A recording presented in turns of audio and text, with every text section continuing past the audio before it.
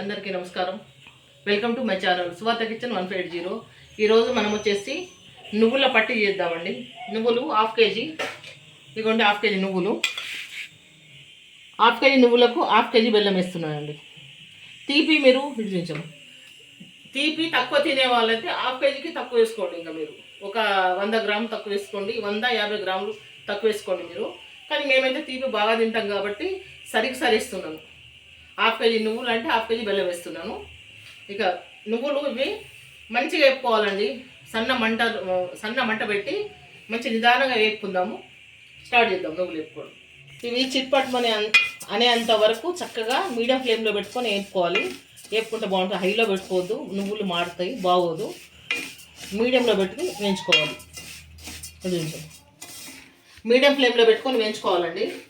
హైలో పెడితే మాడిపోతాయి కాబట్టి మీడియం ఫ్లేమ్లో పెట్టుకొని వేయించుకోవాలి. అయితే బాగా నిదానంగా మంచిగా వేగుతాయి. చిట్పట్ మనకు సౌండ్ వస్తుంది. అప్పుడు మనం స్టవ్ ఆఫ్ చేసుకొని వేరే గిన్నెలకు తీసేసుకోవాలి.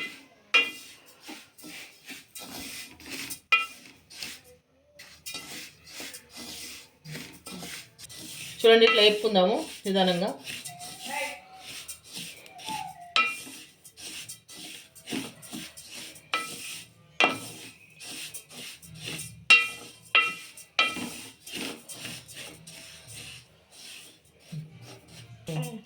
చిట్పట్ పని చప్పుడు వస్తుందండి. ఇప్పుడు కొంచెం ఇదిగో చిట్పట్ చప్పుడు వస్తుంది. చక్కగా వేగిన నువ్వులు ఈ విధంగా వేస్తే సరిపోతుంది మనకు.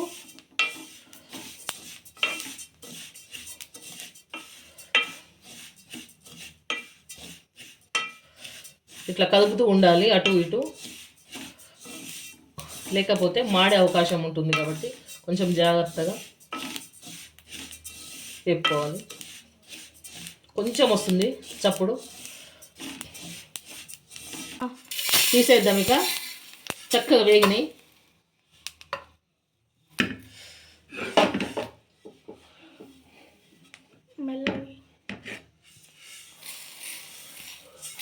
నేను క్లాత్ సరిగా పట్టుకోలేదు, అందుకోసం అని చేయాలంటే.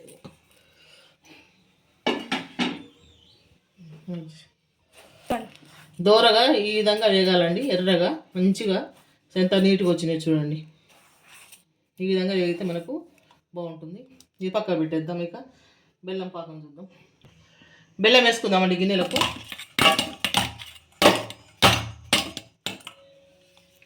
బెల్లము అతుక్కుపోయినట్టు ఇది.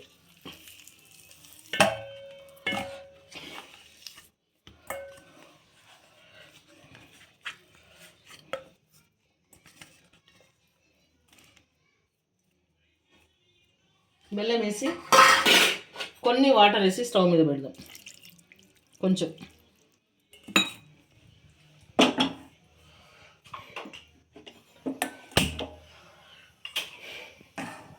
చక్కగా బెల్లం కరిగేంత వరకు గట్టితో తిప్పుకుంటూ కరగించుకోవాలి. మళ్ళీ ఇవి తర్వాత వడబోసుకోవాలండి. ఎందుకంటే దీంట్లో నలకలు ఏమైనా ఉంటాయి, రాళ్ళు కానీ ఉసుక అలాంటివి ఉంటాయి బెల్లంలో. మీడియం ఫ్లేమ్లో పెట్టుకొని కరగనిచ్చుకోవాలి బెల్లాన్ని.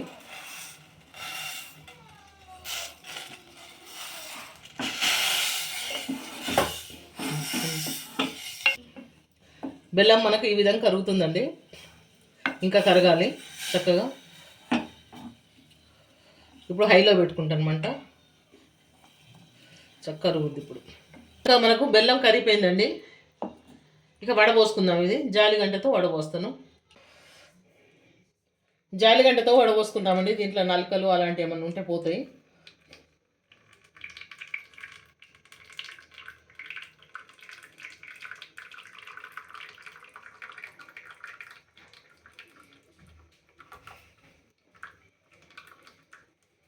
చూడండి దీంట్లో ఎంత ఉందో చెత్త, చూసిండ్రా? దీంట్లో చూడండి నల్లగా ఇట్లా వస్తుంది. కాబట్టి మనం జాలితో వడబోసుకోవాలి అప్పుడే కానీ. ఇది లావు ముక్క దీంట్లో ఉన్నది, ఇది ఉంచేస్తాను. ఇంతవరకు వడబోసుకొని స్టవ్ మీద పెట్టేస్తాను.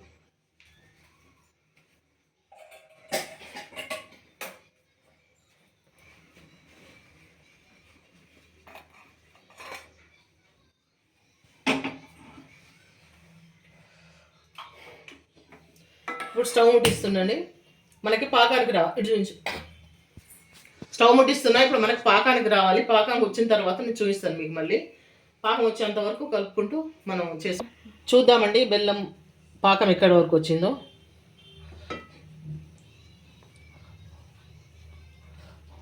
కొంచెం 2 నిమిషాలు ఉంచాలి. వచ్చిందండి పాకం. ఇదిగో చప్పుడు వస్తుంది, ఇట్లా టక్ టక్ చప్పుడు వస్తుంది. మనకు పాకం వచ్చినట్టు. ఇది వేస్తున్నాను, మళ్ళీ ఒకసారి చూస్తాను.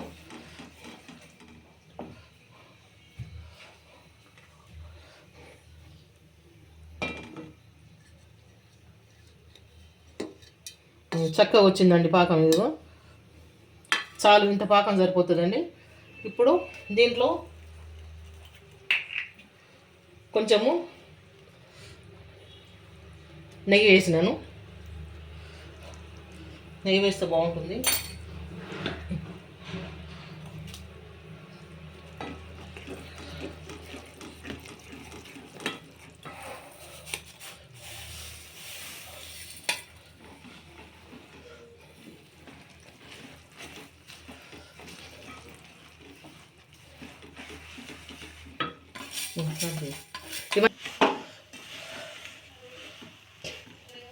చూద్దామంటే ఈ విధంగా కలుపుకుందాము. కలుపుకొని దీంట్లో కొంచెం నెయ్యి వేద్దాం. ఇంకా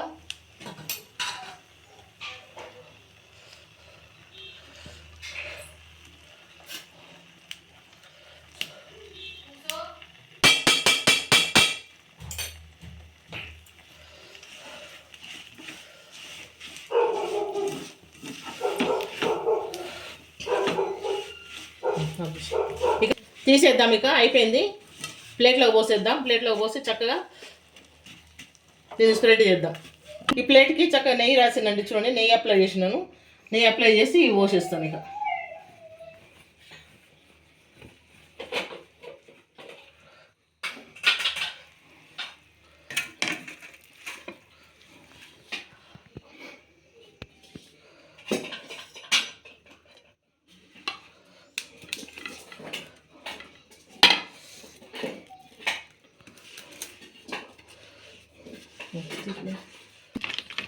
చక్కగా ఇట్లా రొట్టెల కాడతోటి, చపాతీలు చేసే కర్రతోటి ఇట్లా నీట్గా చేసుకోవాలండి. దీనికి నెయ్యి రాసినాను.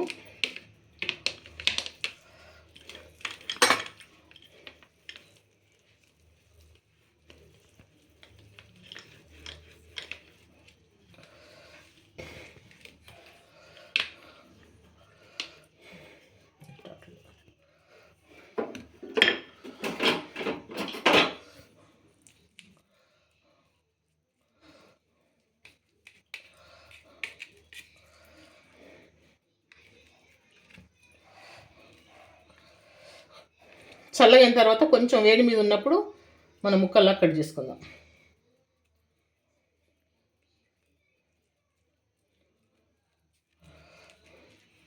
ఉండలు కూడా చేసుకోవచ్చు, కానీ చేతులు మామూలుగా గాలం,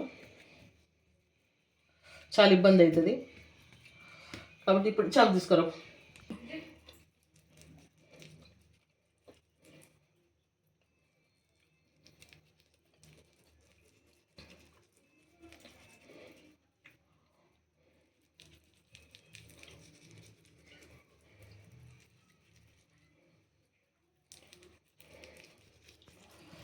ఇట్లా కట్ చేసి చక్కగా ఆరబెట్టాలి.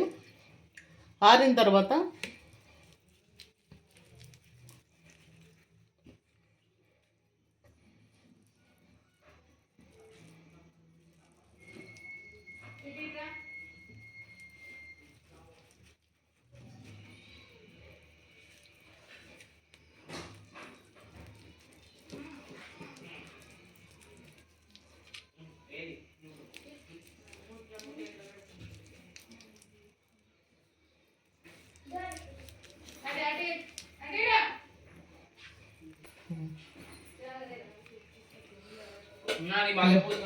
ఇది చక్కగా ఫ్యాన్ గాలికి ఆరబెడదామండి. ఆరిన తర్వాత ముక్కలు ముక్కలు వచ్చేస్తుంది. చూడండి, చక్కగా ఆరినాయి ఇవి. ఇప్పుడు ఒక్కొక్క పీసు కట్ చేసుకొని తీసుకోవాలి. ఇంకా ఆరలేదు. ఇవి ఒక్కొక్క పీసు తీసుకుందాం. ఇక చక్కగా ఇట్లా ఘాట్లు పెట్టుకున్నాం. కొంచెం ఆరాలి. ఇంకా చూస్తున్న ప్రతి ఒక్కళ్ళు లైక్ చేయండి, సబ్స్క్రైబ్ చేసుకోండి ఛానల్.